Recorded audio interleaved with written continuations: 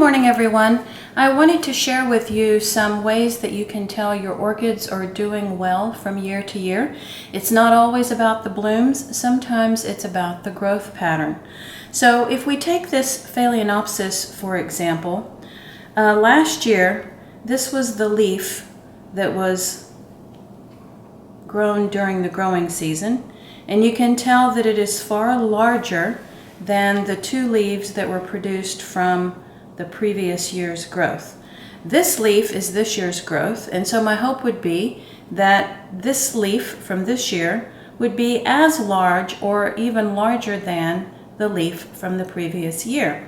So what does it look like on an orchid that's not a Phalaenopsis? Well, this Oncidium has pseudobulbs, and this pseudobulb was when the plant was very young, and then there was a pseudobulb from the next year, and the next year, and the next year.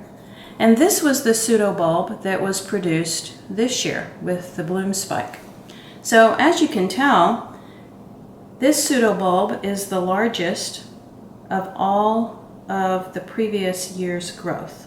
That's how you can tell this orchid is doing well. What does it look like on a Phalaenopsis type Dendrobium that has a rhizome and canes? Well, these were the original canes. They have since lost their leaves and really don't help the plant much anymore. Then there was this growth in the next year, and this growth was a bit larger in the next year, and then this growth was a bit larger, and this year's cane is the largest of them all, and you can tell it has a bloom spike up here. So this Dendrobium is doing well because each successive year's growth is larger than the year before. And that's one thing you need to know about watching the growth of your orchids. It's not always about the blooms, it's sometimes about how the growth is progressing. Talk to you next time.